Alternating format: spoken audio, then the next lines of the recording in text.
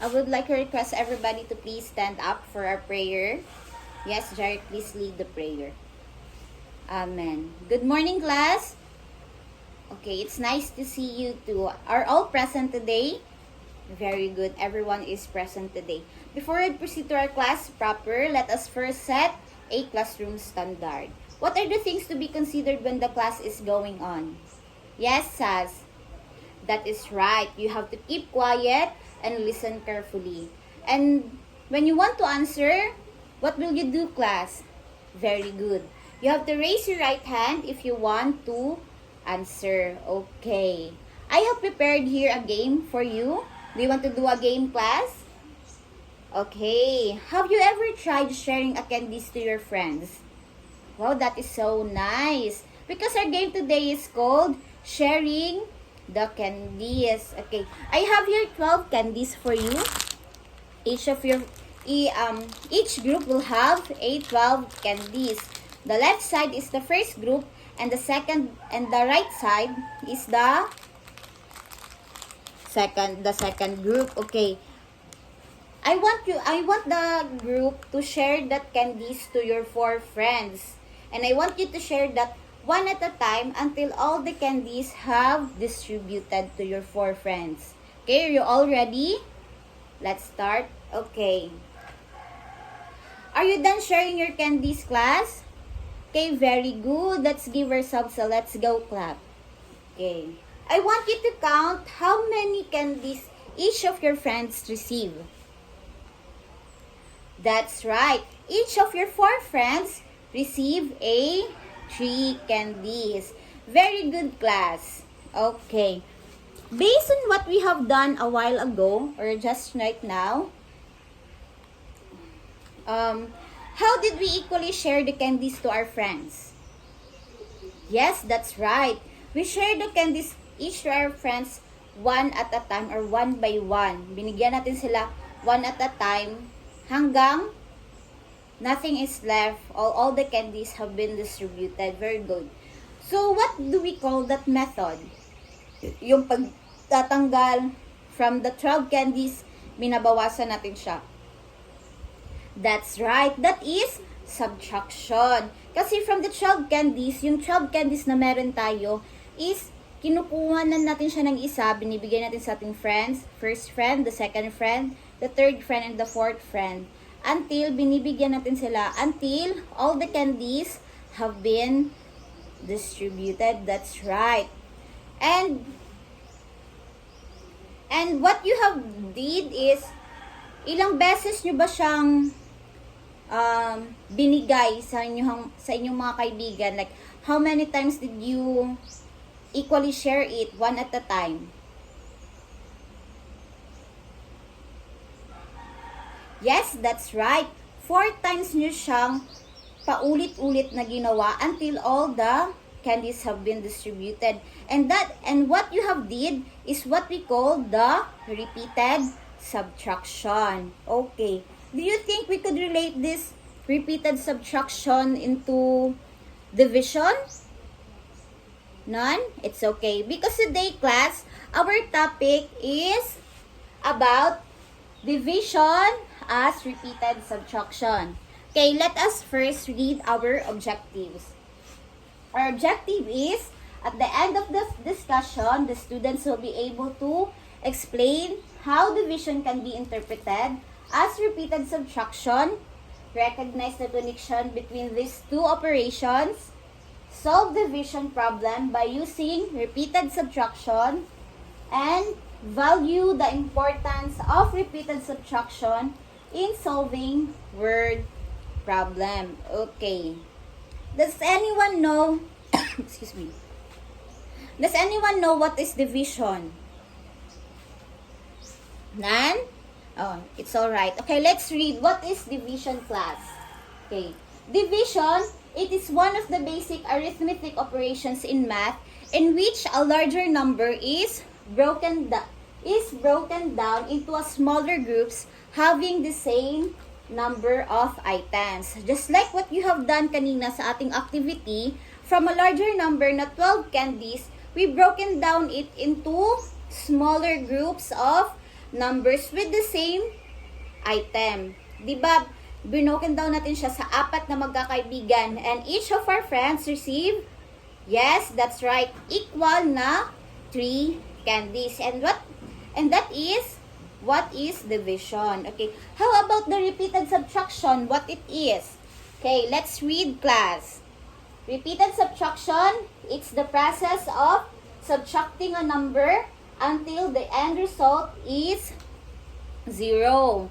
It is a process of subtracting a number. So, gaya rin ang ginawa nyo kanina, from a 12 candies, it's a process of subtraction. So, from 12 candies, binabawasan natin siya kasi subtraction siya, bawas. Binabawasan natin siya until wala na siyang natira. Until nothing is left on the candies that, or the large number that you have. Do you understand me, class? Very good. Okay.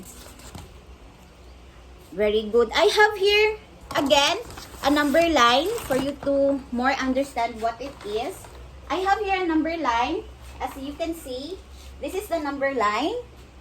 The number line is from 0 to 15.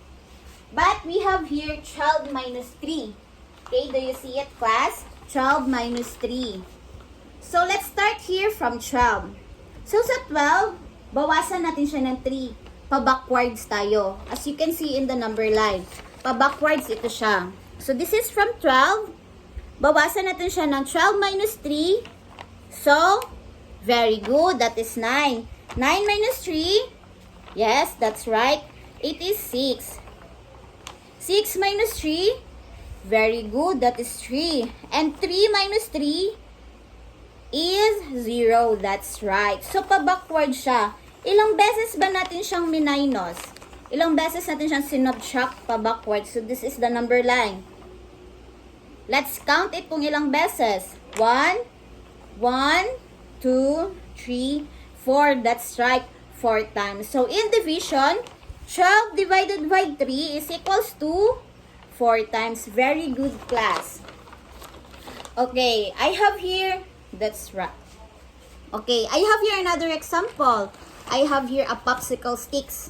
As you can see in the popsicle sticks, I have here a popsicle sticks. And let's divide, or let's divide this using the repeated subtraction. Let's divide the 20 popsicle sticks. Let's divide the 20 popsicle sticks into 5. Okay. Let's count. So, first from 20. Let's count. So, magbabawas tayo una ng, kasi gagawin natin siya as repeated subtraction. So, magbabawas tayo ng una. Okay. 20 minus 5. So, bawasan natin siya ng 5. 2, 3, 4, 5. So, ilan na lang yung matitira? 1, 2, 3, 4, 5, 6, 7, 8, 9, 10, 11, 12, 13, 14, 15. That is right, 15. So, from 15, bawasan naman natin siya. 15 minus 5. 1, 2, 3, 4, 5. This is 5 again.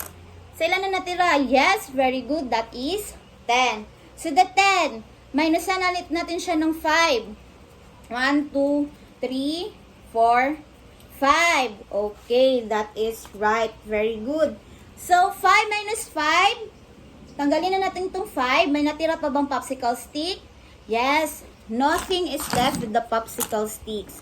So, in division, 20 divided by 5 is equals to, bilangin natin ilang groups, smaller groups ito. 1, 2, 3, and 4. So, 20 divided by 5 is equals to 4. Very good. Let's give ourselves a let's go clap. Hope everyone have understand what is the division as repeated subtraction and what is the, how could we connect this into solving, how could we connect the repeated subtraction into solving a division problem. Okay, let's do again an activity. I will group you into 4 groups and each of the groups will have 20 counters. So these are the counters and I will group you into 4 groups. Okay, so here's the drill, class. I will give a division problem and I want you to solve that using the division, repeated subtraction. Okay, by using the counters that I have given you. And sa kung sino yung pagsasagutan nyo siya, I have a sheet of paper also to give. You will write down the division, the repeated subtraction step on the paper. I will read the division number aloud and you will answer it by using the counters and you will write down it in your papers. Okay, class, are you ready? Okay, let's go. Is everyone done? Okay, very good, class. So, let's see whose group got the correct answer. First is 20 divided by 4. What is the answer? That's right, 5. 15 divided by 3. Correct, group 2, 5. 10 divided by 2. That's right, 5. 20 divided by 5. That is correct, 4. And last is 20 divided by 3. 6 with its remainder. Okay. Very good. Let's give ourselves a let's go clap because the two groups have done amazing and the two groups have a correct answer. Okay. So again, class, what is division? Very good. Division is a process of